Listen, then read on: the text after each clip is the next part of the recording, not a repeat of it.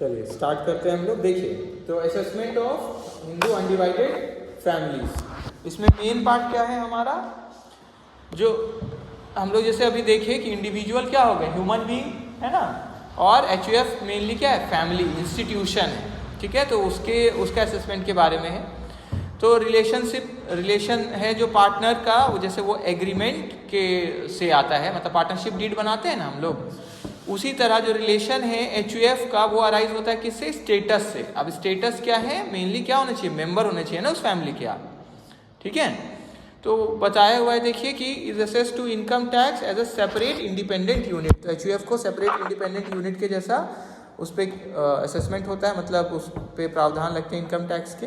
फिर income tax define नहीं किया है, मीनिंग क्या है एचयूएफ का, तो हम लोग को इसके लिए डिपेंड करना पड़ेगा हिंदू लॉ पर। वहाँ पे डेफिनेशन क्या है, HUF Hindu undivided family consist of all male persons lineally descended from a common ancestor, जिनके एक पूर्वज कॉमन एंसेस्टर हैं, except those who have separated from the joint family. मतलब जो लोग हट गए, ठीक है, बाय पार्टीशन ऑफ एसेट्स, बंटवारा हो गया एसेट्स का, ठीक है, तो वो लोग अब इसके पार्ट नहीं रहे। ठीक है, और and includes their wife and unmarried daughters, तो वाइफ भी इसके पार्ट बन गई और अनमैरिड डॉटर्स भी इसकी पार्ट बन गई। ठीक है, अब नेक्स्ट इसमें बताया हुआ है and also a stranger who have been adopted by the family, और इसमें स्ट्रेंजर मतलब कोई दूसरे व्यक्ति भी, ठीक है, जो अडॉप्ट किए गए हैं। ठीक है, बच्चा अगर अडॉप्ट किया हुआ या कोई व्यक्ति अडॉप्टेड है तो वो भी इसके मेंबर बन जाएंगे। क्लियर हो गया सबको? ठीक है, तो मेल मेंबर्स भी हैं और साथ में फीमेल्स भी हैं, ठीक है, और स्ट्रेंजर भी है जो अडॉप्ट किए गए हैं, है ना। क्लियर है सबको? तो मेल, फीमेल्स एंड स्ट्रेंजर्स, ठीक है, वाइफ्स हैं, डॉटर्स हैं, अनमैरिड डॉटर्स हैं, and includes their wives and unmarried daughters, और स्ट्रेंजर जो अडॉप्ट कर लिए गए। ठीक है, तो अडॉप्टेड पर्सन। फिर देखिए एचयूएफ का इसमें बताया गया है, दो टाइप है, consist of 2 types of members. पहला, मेंबर्स जो कि एंटाइटल्ड हैं टू मेंटेनेंस ओनली, कि उनको बस क्या के लिए है, बस मेंटेनेंस, मतलब उनका देखभाल के लिए है। जैसे example female members of the family. ठीक है, तो ये एक पहला इसमें टाइप है मेंबर्स का। और दूसरा जो डिमांड कर सकते हैं शेयर, मतलब वो हिस्सा ले सकते हैं किस पर, प्रॉपर्टी पर, है ना, जब बंटवारा होगा। ठीक है, on partition of the family. तो मेंटेनेंस में इसमें लिखा हुआ है female members of the family, और बंटवारा पे मेंबर्स जो उसके लिए। तो इन जो बंटवारा पे भी हिस्सा ले सकते हैं उनको हम लोग क्या बोल रहे हैं, को पार्सेनर्स। ठीक है, तो दीज वर, तो मेनली इसमें क्या है, सन्स है, ग्रैंड सन्स है, आप लोग में है ना, ये है कि नहीं, है ना, सन्स है, ग्रैंड सन्स है, ग्रेट ग्रैंड सन्स है of the holders of the property for the time being. ठीक है, मतलब बेटे हैं, पोते हैं, परपोते। ठीक है, लेकिन फिर लिखा है कि अमेंड जो after commencement of Hindu succession amendment act in a joint Hindu family, Hindu undivided family, जो मिताक्षरा कानून अगर लगता है, govern by the Mitakshara law, position अब डॉटर का क्या हो गया इसके हिसाब से, कि वो भी जन्म से ही को पार्सनर है, मतलब वो भी हिस्सा ले सकती है। ठीक है, जैसे सन को मिलता है, मतलब बेटा को मिल रहा है। ठीक है, उनका भी सेम राइट्स एंड लाइबिलिटीज भी है, मतलब दायित्व भी बन रहा है और अधिकार भी बन रहा है, जैसा को पार्सनरी प्रॉपर्टी के लिए एक बेटा का बनता है। फिर फीमेल हेयर, मतलब वो बच्ची जो है वो पार्टीशन भी डिमांड कर सकती है, बंटवारा भी, कि हमको मेरा हिस्सा मिल जाए, जैसे बेटे लोग कर सकते हैं। क्लियर है सबको?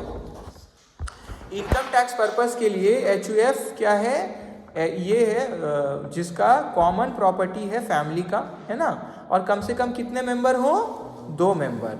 ठीक है, ये मेन वर्ड है, टेक कर लीजिए। इनकम टैक्स पर्पस के लिए एचयूएफ क्या कहलाएगा, कौन कहलाएगा, एचयूएफ क्या कहलाएगा, एचयूएफ। ठीक है, तो common property of the family, इसका मतलब क्या है, इसमें क्या क्या आते हैं देखिए, एंसेस्ट्रल प्रॉपर्टी, पूर्वज की प्रॉपर्टी, या उनके ही पैसे से कोई प्रॉपर्टी एक्वायर किया गया है, और मतलब सब मिला के एंड और लिखा हुआ है, मतलब ये भी और या सिर्फ ये भी रहे तो वो भी, मतलब सब।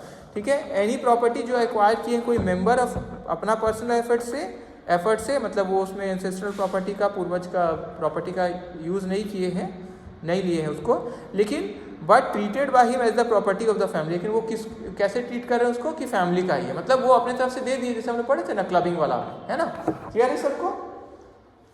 HUF में क्या क्या आता है लिखा हुआ, HUF में कंसिस्ट ऑफ, इसमें क्या क्या आएगा, all persons linearly descended from a common ancestor, जो एक पूर्वज है ना, बोलते हैं ना कि हम लोग के दादा वो थे, ठीक है, दादा के दादा, दादा के दादा वो, ठीक है, and include their wives, wife भी आ गई और अनमैरिड डॉटर भी आ गई, अ मेल एंड विडो और widows of a deceased male member और मेंबर, तो मेल भी आ गए या विडो कोई विधवा है, ठीक है, या विडोज ऑफ अ डिजीज अगर एक से ज्यादा है तो एक से ज्यादा, ठीक है, क्लियर है सबको। सिंपल में क्या, सभी जो भी उसके मेंबर जो भी पढ़े हम लोग, husband and wife, brothers only, फिर विडोज ऑफ द मेंबर, मतलब ये लोग दो जन कोई भी रहे तो क्या होगा, कहलाएगा वो HUF, क्लियर हो गया सबको, दो जन भी अगर हैं तो क्या कहलाएगा, HUF। लेकिन लिखा है हाउएवर एन अनमैरिड को पार्टनर, जिनको शेयर मिलता है partition of joint family properties में, वो अनमैरिड हैं तो वो ज्वाइंट फैमिली नहीं बना सकते हैं जब तक कि वो शादी ना कर लें। समझ में आया, क्लियर है, मतलब अनमैरिड है तो वो लोग नहीं बनाएंगे, क्या होना चाहिए, आपको मैरिड होना चाहिए। After this marriage he can hold the property received from the family, मतलब जो मिला उनको, अब ये क्या कर सकते हैं कि अपना और अपना वाइफ के नाम से अब HUF दिखा सकते हैं, ठीक है, क्लियर हो गया, मतलब कम से कम 2 मेंबर चाहिए आपको और शादी वाला केस होना चाहिए, क्लियर है, ठीक है। जो अभी हम लोग पढ़े, अनमैरिड को पार्टनर है जिनको शेयर मिलता है, वो खुद से अपना अलग से नहीं बना सकते, मतलब वो अलग हो गए तो वो अलग नहीं बना सकते, क्लियर है सबको, ठीक है। अब कर्ता ऑफ द फैमिली हम लोग जानते हैं, जो सबसे सीनियर मोस्ट मेल मेंबर है वही क्या कहलाते हैं, कर्ता, ठीक है ना। और अगर वो सरेंडर कर देते हैं अपना राइट ऑफ मैनेजमेंट तो उनसे जो नीचे हैं वो आ जाएंगे कर्ता में, है ना, या उनका डेथ हो गया तो उनसे जो नीचे, ठीक है। अगर कोई मेल मेंबर है ही नहीं, ठीक है, या मेल मेंबर उस पोजीशन में नहीं है, मतलब बीमार है, ज़्यादा ही ऐसे हैं, या दिमाग काम नहीं कर रहा है, या कोई भी ऐसा पोजीशन है कि वो नहीं संभाल सकते हैं, कॉन्ट्रैक्ट नहीं कर सकते, तो कोई डीलिंग नहीं कर सकते हैं, तो सीनियर मोस्ट फीमेल मेंबर को भी कर्ता मान लिया जाएगा, क्लियर हो गया सबको, वो बन जाएगा, ठीक है, क्लियर है। तो 2 स्कूल्स ऑफ HUF है अकॉर्डिंग टू हिंदू लॉ, ठीक है, जो अभी हम लोग पढ़ रहे थे, एक जो अभी देख रहे थे कौन सा 2 स्कूल, पहला मिताक्षरा जिसमें डॉटर को भी मान लिया गया, और दूसरा क्या है, दया भागा, ठीक है। तो इनके बारे में आप थोड़ा थोड़ा लिखा हुआ है, ठीक है। मिताक्षरा स्कूल क्या है, it applies to whole of India, कि सारे इंडिया पे लागू है एक्सेप्ट कौन से स्टेट को छोड़ के, वेस्ट बंगाल, आसाम और कुछ पार्ट्स किसका, ओडिशा का। According to this school son acquires an interest, उनको हित मिल जाता है किसमें, अपने फादर का एंसेस्ट्रल प्रॉपर्टी में बर्थ के साथ ही, और वो डिमांड कर सकते हैं पार्टीशन, बंटवारा के लिए। लेकिन जो सेल्फ एक्वायर्ड प्रॉपर्टी है फादर का, वो रिमेन्स इज पर्सनल प्रॉपर्टी, वो उनका पर्सनल प्रॉपर्टी ही रहता है, मतलब खुद से जो एक्वायर किए हैं वो फादर का ही रहेगा।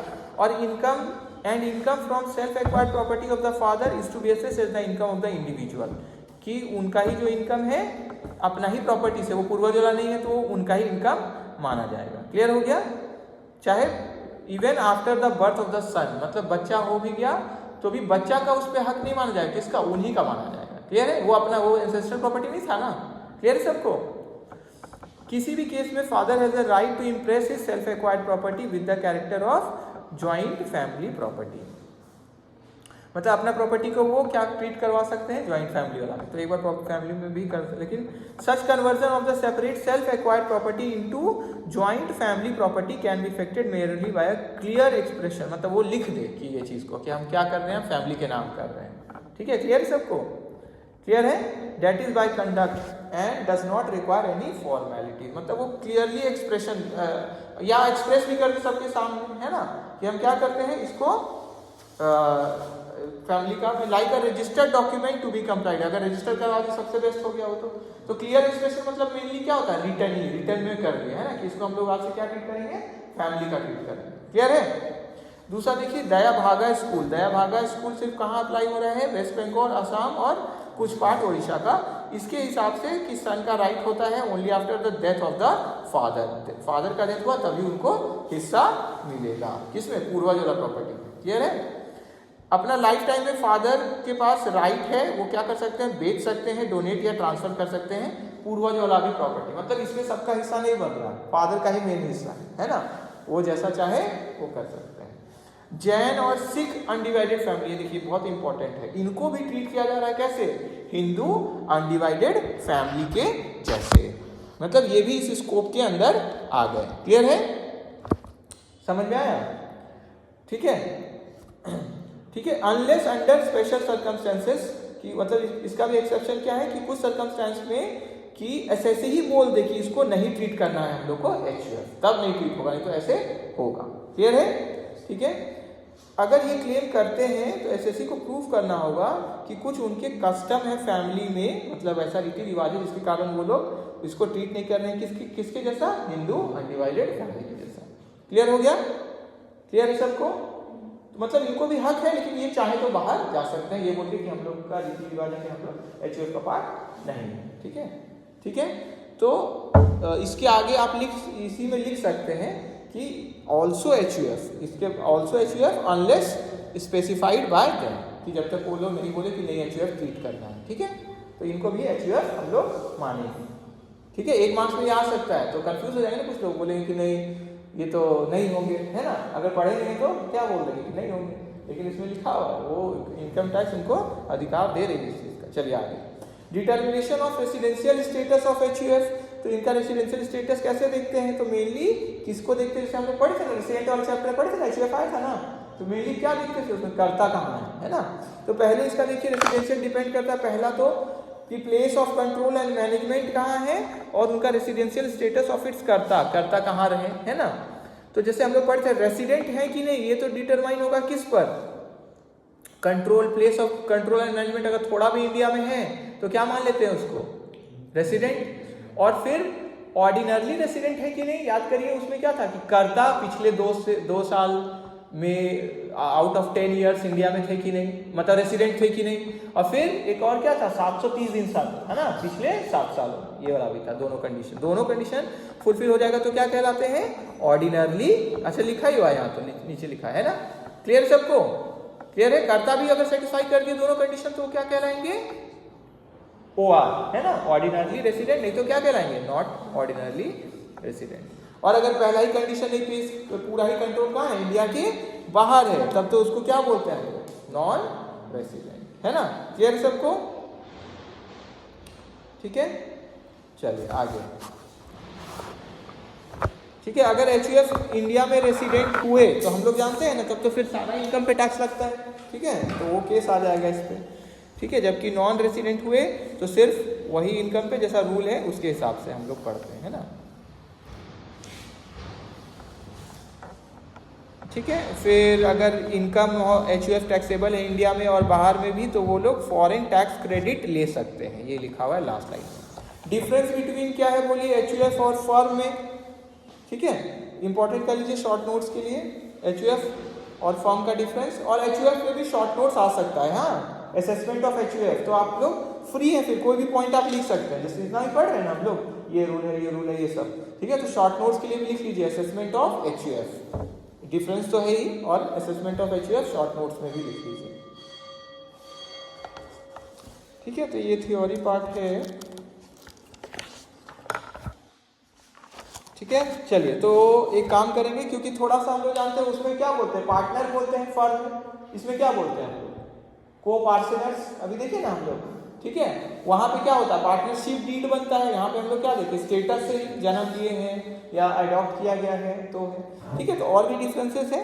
ठीक है, फर्म में देखिए जैसे 7 पॉइंट में लिखा है, मोर देन 50 मेंबर्स नहीं हो सकते हैं, लेकिन फैमिली में ऐसा कोई रिस्ट्रिक्शन नहीं है। तो इसी तरह और भी कुछ पॉइंट्स हैं, तो इसको होमवर्क में लिख लीजिए। ठीक है, होमवर्क में लिखिए। ठीक है, इसके अलावा income which are not treated as family income. ठीक है, और फिर असेसमेंट ऑफ HUF, चल यहाँ तक लिख लीजिए होमवर्क में, ज़्यादा नहीं दे रहे हैं। इनकम असेसमेंट ऑफ HUF से पहले तक, ठीक है, असेसमेंट ऑफ HUF से पहले तक होमवर्क में लिख लीजिए। ठीक है, असेसमेंट ऑफ HUF वाला हम लोग फिर टैक्स वाला पार्ट, तो ये हो गया, और 2 इलस्ट्रेशन का बचा हुआ है। ठीक है, जो पिछले चैप्टर किए हम लोग, है ना, 2 पिछले चैप्टर किए ना हम लोग, टैक्स लायबिलिटी वाला, नहीं कौन सा था, रिबेट एंड रिलीफ वाला, 2 इलस्ट्रेशन जो लास्ट में लिखा हुआ था। ठीक है, उसको, और ये AOP वाला जो अभी हम लोग किए, इसको भी होमवर्क में लिख लीजिए, एक बार खुद से भी बनाने का कोशिश करिएगा रिलेट वाला, ठीक है? क्लियर है? ठीक है, हम यहीं रुकते हैं। Thank you.